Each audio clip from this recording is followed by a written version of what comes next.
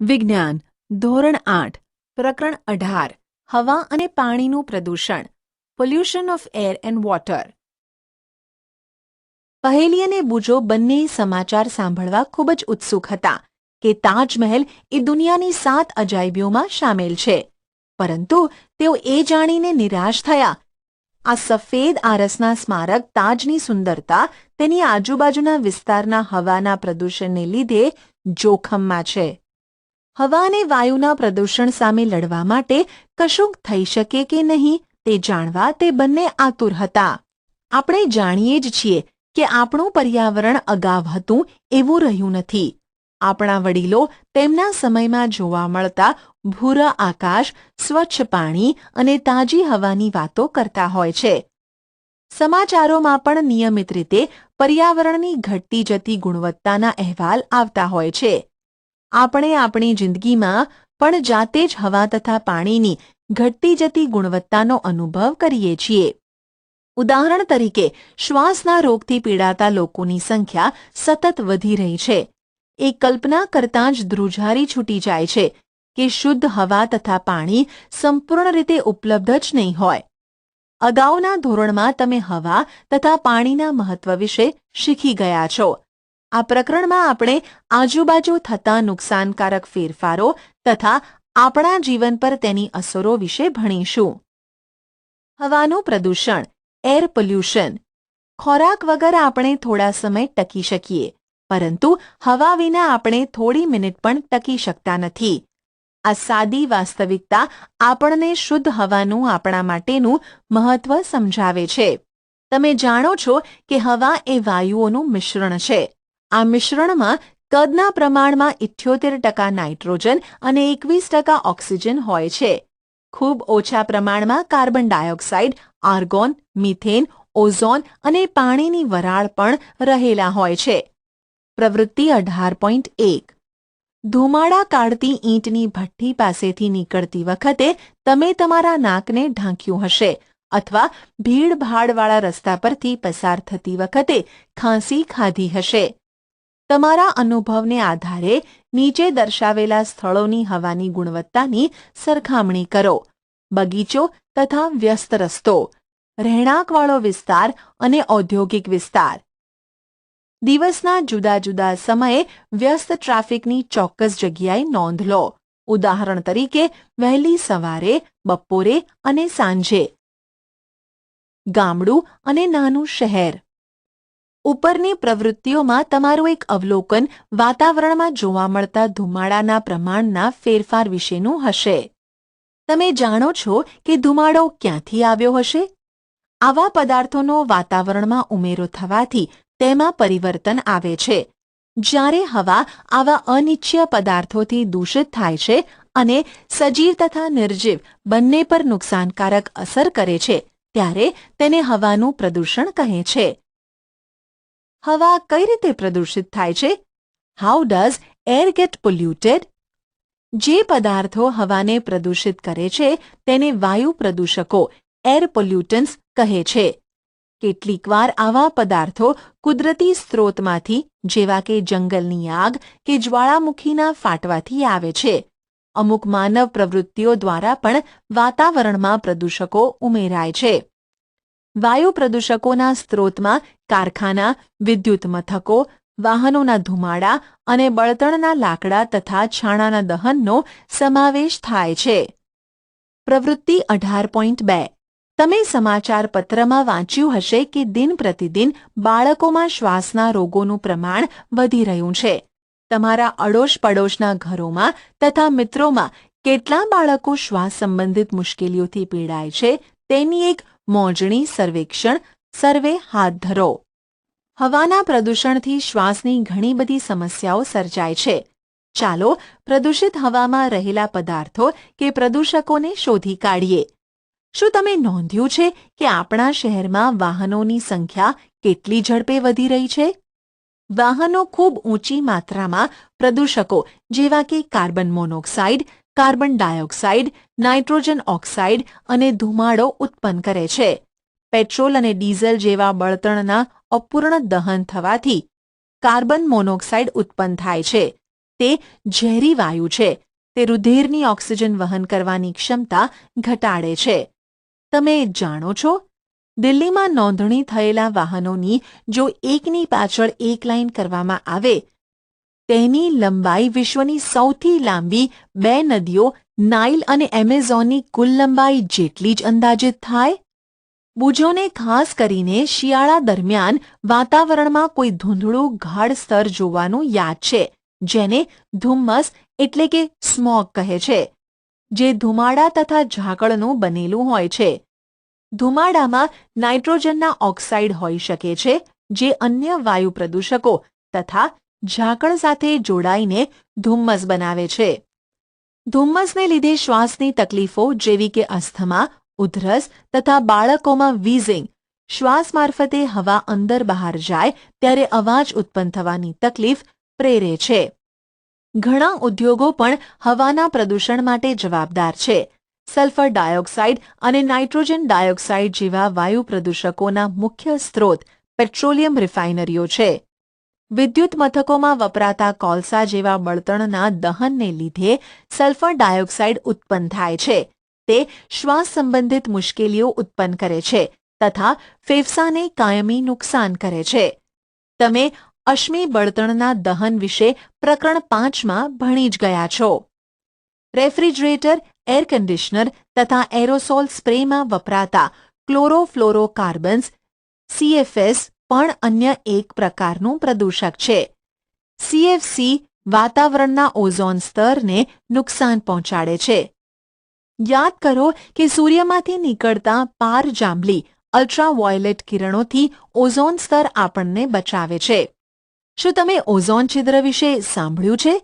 તે વિશે જાણવાની કોશિશ કરો. સારી વાત એ છે કે હવે CFCને બદલે ઓછા નુકસાનકારક પદાર્થો વપરાય છે.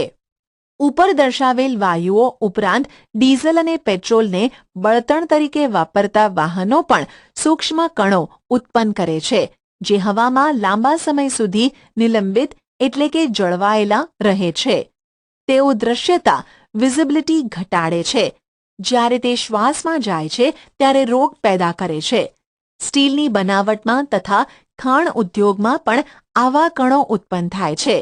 વિદ્યુત મથકો રાખના સૂક્ષ્મ કણો પેદા કરે છે, જે પણ વાતાવરણને પ્રદૂષિત કરે છે. પ્રવૃત્તિ 18.3 ઉપર દર્શાવેલા પ્રદૂષકોનો ઉપયોગ કરીને કોષ્ટક બનાવો. નીચેના કોષ્ટકમાં તમે વધુ માહિતી પણ ઉમેરી શકો છો. Taj Mahal case study. Case study Taj Mahal. છેલ્લા 2 દાયકાથી ભારતમાં પ્રવાસીઓનું મુખ્ય આકર્ષણ એવો ખૂબ પ્રખ્યાત આગ્રામાં આવેલો તાજમહેલ ચિંતાનો વિષય બન્યો છે. નિષ્ણાંતોએ ચેતવણી આપી છે કે હવામાં રહેલા પ્રદૂષકો તેના સફેદ આરસની ચમક ઝાંખી કરી રહ્યા છે. એટલે કે પ્રદૂષિત હવાથી ખાલી સજીવો જ પ્રભાવિત થાય છે એવું નથી, પરંતુ નિર્જીવ વસ્તુઓ જેવી કે ઇમારતો, સ્મારકો અને પ્રતિમાઓને પણ અસર થાય છે. આગ્રા અને તેની આસપાસ આવેલા ઉદ્યોગો જેવા કે રબર પ્રોસેસિંગ, વાહન ઉદ્યોગ, રસાયણો અને ખાસ કરીને Mathura oil refinery sulphur dioxide અને નાઇટ્રોજન ડાયોક્સાઇડ ઉત્પન્ન કરવા માટે જવાબદાર છે. વાતાવરણમાં રહેલી પાણીની વરાળ સાથે આ વાયુઓ પ્રક્રિયા કરીને સલ્ફ્યુરિક એસિડ તથા નાઇટ્રિક એસિડ બનાવે છે.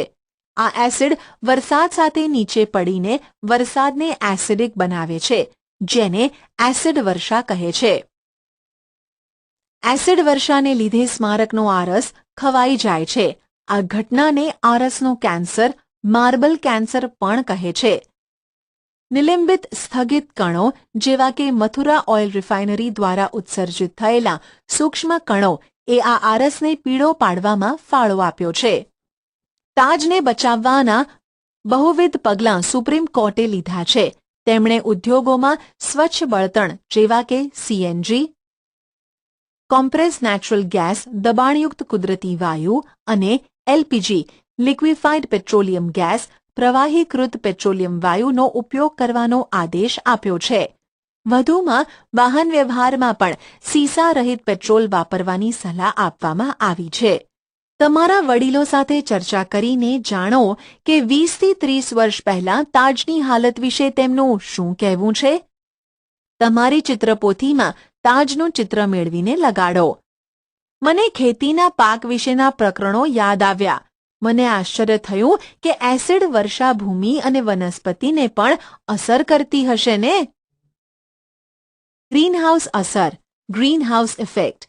તમે જાણો છો કે સૂર્યના કિરણો પૃથ્વીની સપાટીને ગરમ કરે છે. પૃથ્વી પર આપાત થતા વિકિરણોનો કેટલોક હિસ્સો તેના દ્વારા શોષાઈ જાય છે, જ્યારે કેટલોક અવકાશમાં પાછો પરાવર્તિત થાય છે. પરાવર્તિત થયેલા વિકિરણોનો કેટલોક ભાગ વાતાવરણ દ્વારા રોકાય છે. આ રોકાયેલા વિકિરણો ફરીથી પૃથ્વીને ગરમ કરે છે. જો તમે નર્સરીમાં કે અન્ય કોઈ સ્થળે ગ્રીનહાઉસ જોયું હોય તો યાદ કરો કે તેમાં એવા સંરચના હોય છે કે સૂર્યની ગરમી અંદર આવી શકે પણ બહાર જઈ ન શકે. અંદર વહી ગયેલી ગરમી ગ્રીનહાઉસને ગરમ કરે છે. પૃથ્વીના વાતાવરણ દ્વારા વિકિરણોને રોકવાની બાબત પણ કંઈક આના જેવી જ છે. એટલા માટે જ તેને ગ્રીનહાઉસ અસર કહે છે. આ પ્રક્રિયા વગર પૃથ્વી પર જીવન શક્ય નહોતું, પણ હવે એ જીવનને જોખમમાં મૂકી રહી છે. આ બાબત માટે જવાબદાર વાયુઓમાં CO2 સૌથી મુખ્ય છે. પરંતુ CO2 નું પ્રમાણ વાતાવરણમાં વધીને અતિશય કઈ રીતે બની જાય છે?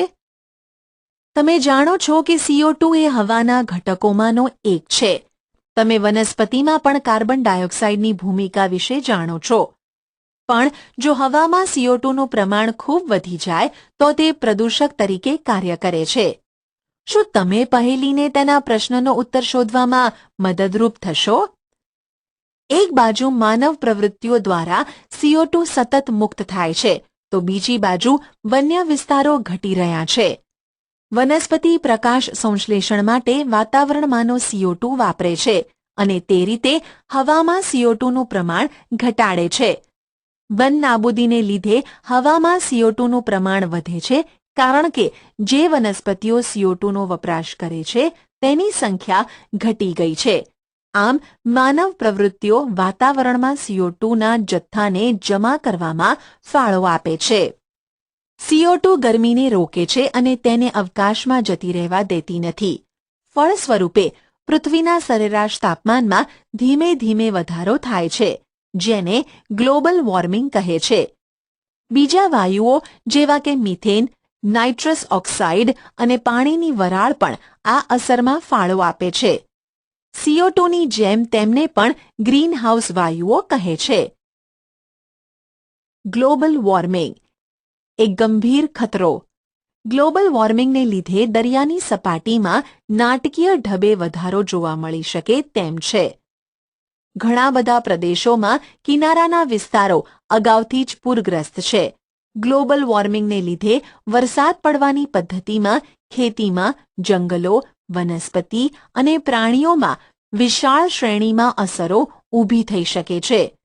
ગ્લોબલ વોર્મિંગથી ખતરો હોય તેવા લોક રહેણાંકવાળા વિસ્તારોમાં એશિયા મુખ્ય છે. તાજેતરના આબોહવા પરિવર્તનના અહેવાલ મુજબ આપણને ગ્રીનહાઉસ વાયુઓના આ વર્તમાન સ્તરને જાળવી રાખવા ખૂબ ઓછો સમય આપેલો છે. નહીંતર આ સદીના અંત સુધીમાં તાપમાન સરેરાશ 2 ડિગ્રી સેલ્સિયસ જેટલું વધી જશે, જે ખરેખર ભયજનક સ્તર માનવામાં આવે છે. વિશ્વભરની સરકાર માટે ગ્લોબલ વોર્મિંગ એ ચિંતાનો વિષય છે. ઘણા બધા દેશોએ ગ્રીનહાઉસ વાયુઓનું ઉત્સર્જન ઘટાડવાના કરાર કર્યા છે.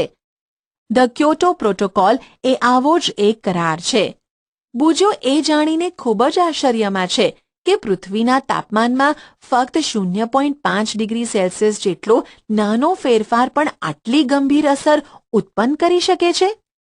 પહેલી તેને જણાવે છે કે તેણે હમણાં જ સમાચારપત્રમાં વાંચ્યું હતું કે હિમાલયમાં આવેલી ગંગોત્રીની હિમશિલા પણ ગ્લોબલ વોર્મિંગને કારણે પીગળી રહી છે. શું થઈ શકે? What can be done? હવાનું પ્રદૂષણ ઘટાડવા આપણે શું કરી શકીએ?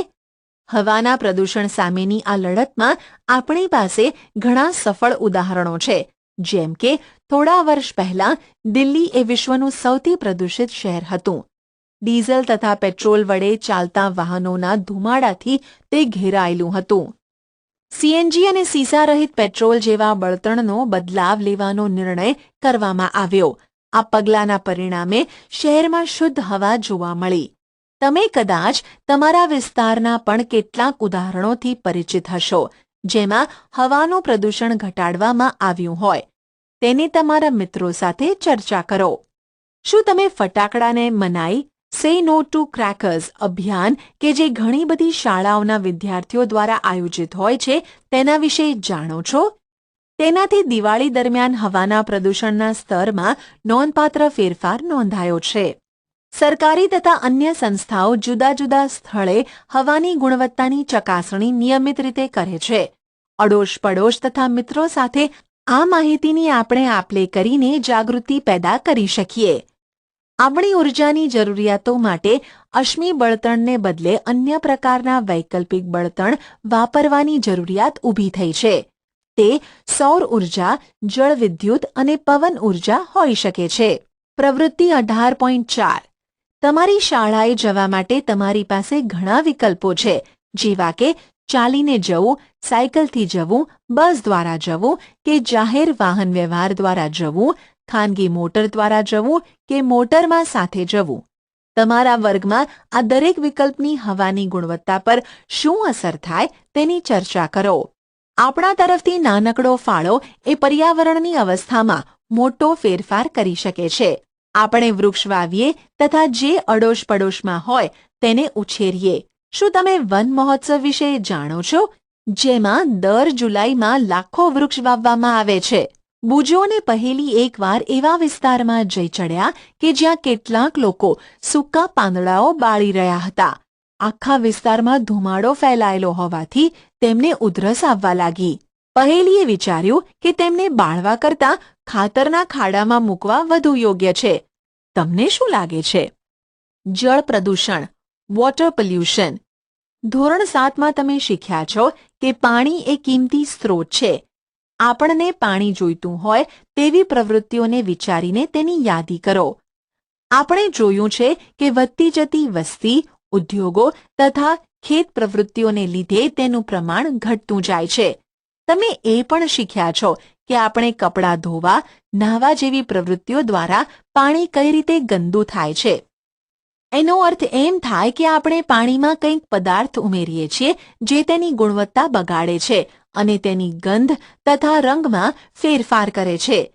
જ્યારે નુકસાનકારક પદાર્થો જેવા કે મળમૂત્રનો બગાડ, ઝેરી રસાયણો, કાદવ વગેરે પાણી સાથે ભળી જાય છે ત્યારે પાણી પ્રદૂષિત થાય છે. જે પદાર્થો પાણીને પ્રદૂષિત કરે છે તેને જળ પ્રદૂષકો કહે છે.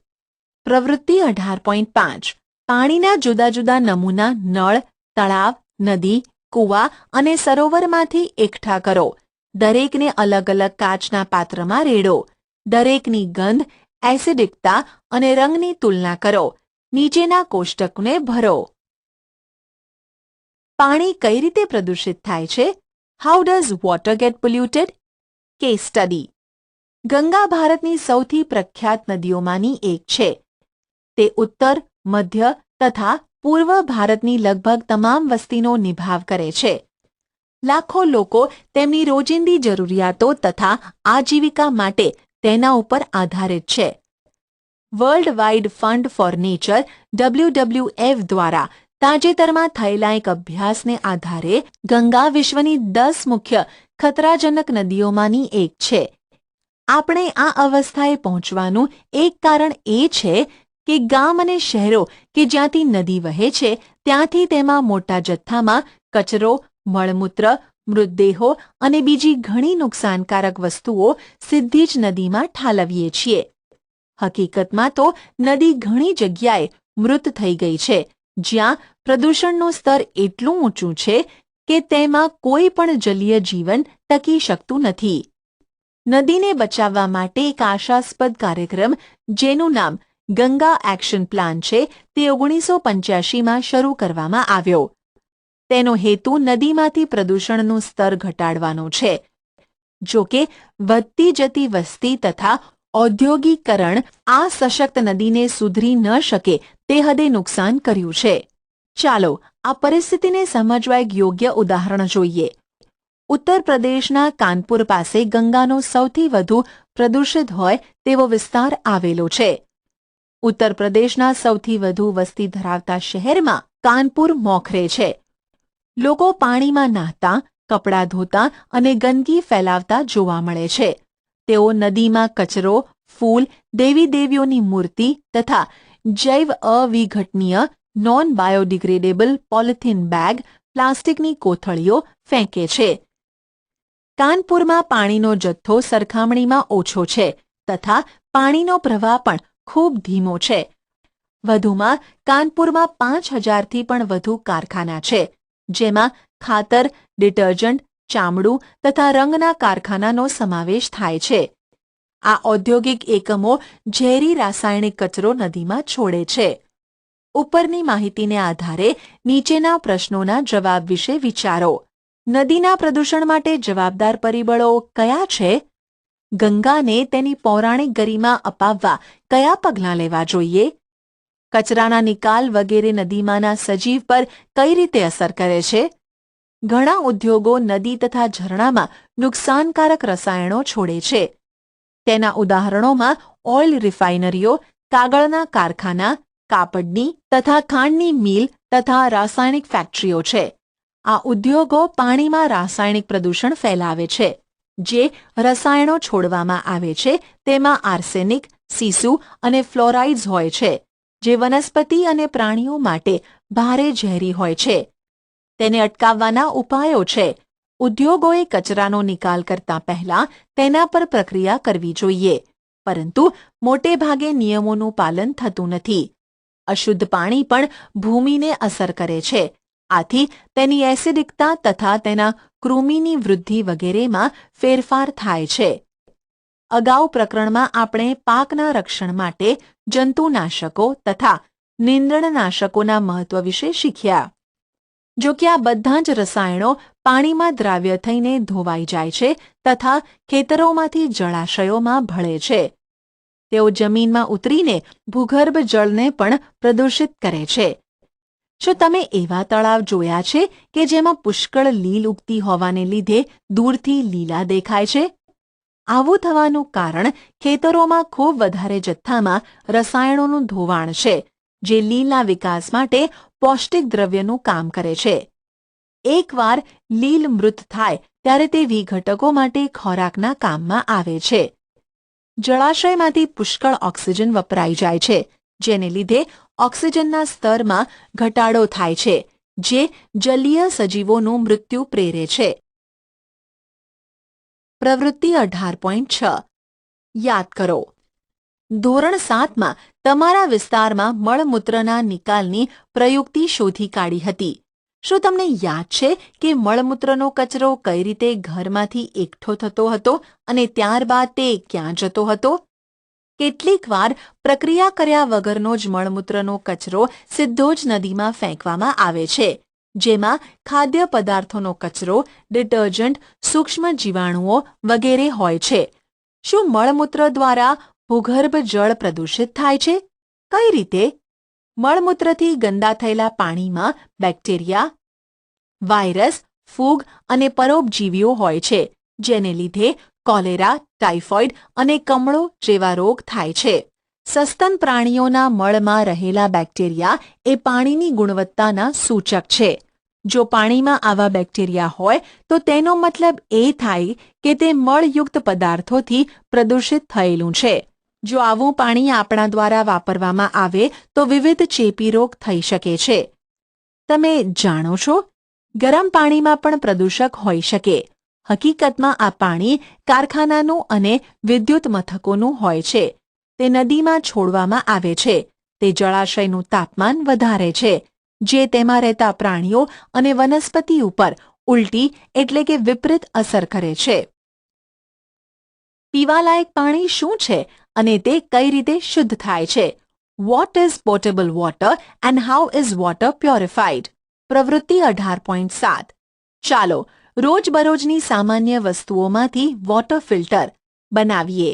પ્લાસ્ટિકની એક બોટલ લો તથા તેને મધ્યમાંથી 2 ભાગમાં કાપી નાખો. ઉપરના ભાગને નીચેના ભાગમાં ઉલટો રાખીને ગરણી તરીકે વાપરો. તેમાં નીચે પેપર નેપકિન કે પાતળા કપડાનું સ્તર, પછી રૂ, રેતી અને કાંકરા એમ ક્રમિક સ્તર બનાવો. હવે ગંદુ પાણી ગરણીમાં રેડો અને ગળાયેલા પાણીનું અવલોકન કરો. તમારા જૂથમાં તથા શિક્ષક સાથે નીચેના પ્રશ્નોની ચર્ચા કરો.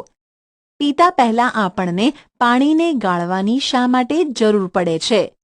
તમારું પીવાનું પાણી તમે ક્યાંથી મેળવો છો? પ્રદૂષિત પાણી પીવાથી આપણને શું થાય? બુજો ખૂબ જ ઉદાસ છે. તે પહેલીને કહે છે કે તેણે ચોખ્ખું દેખાતું હતું તેવું પાણી પીધું હતું, જેમાં કોઈ જ વાસ આવતી ન હતી, છતાં તે માંદો પડ્યો.